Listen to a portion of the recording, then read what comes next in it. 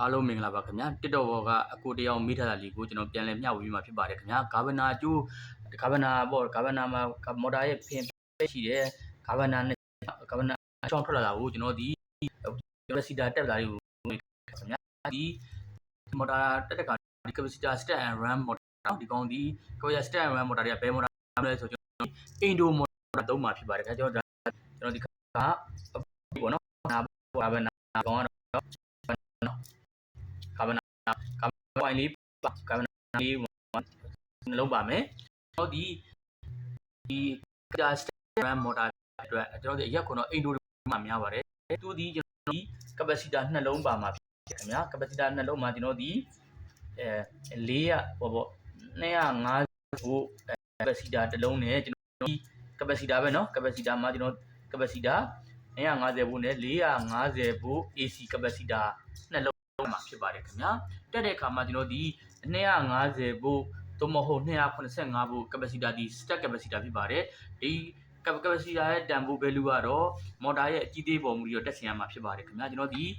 အင်ဒိုမော်တာဖြစ်တဲ့ပြီးတော့ကျွန်တော်ဒီ capacitor stack and run ဖြစ်တဲ့အတွက်ကျွန်တော်ဒီတန်ဖိုးမတူသော capacitor နှလုံးပါမှာဖြစ်ပါတယ်ဒီ capacitor နှလုံးတက်တဲ့အခါမှာကျွန်တော် AC capacitor တွေမှာအပေါင်းတော့မရှိပါဘူးခင်ဗျာကျွန်တော်ဒီတက်တဲ့အခါမှာကျွန်တော်ဒီ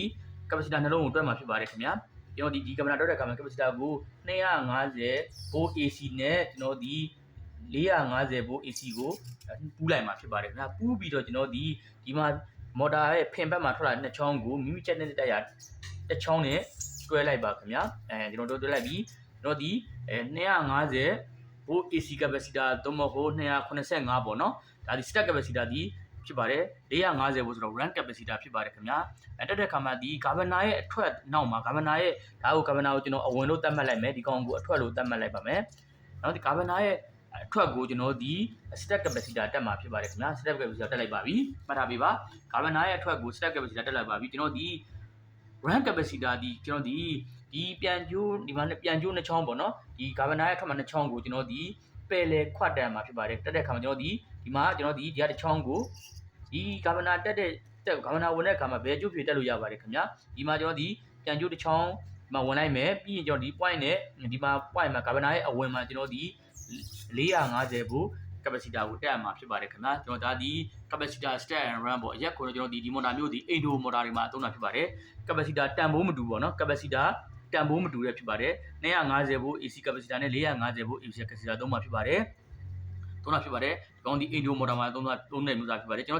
တော် AC capacitor မှာကျွန်တော်ဒီအပေါင်းတို့ပိုလာဒီမရှိပါဘူးခင်ဗျာမိမိကျက်တဲ့ချောင်းကိုရွေးချယ်ပြီးတက်လို့ရပါတယ်ခင်ဗျာအကိုတယောက်မိသားလေးကိုကျွန်တော်မျှဝေပေးခြင်းဖြစ်ပါတယ်ကျွန်တော်ရဲ့မော်တာသင်တန်းကို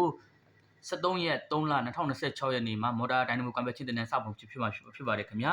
တက်ချင်ပါဆိုရင်3944646245ကိုဆက်သွယ်မြင်းမြန်းနိုင်ပါတယ်ခင်ဗျာအားလုံးကိုကျေးဇူးတင်ပါတယ်ခင်ဗျာ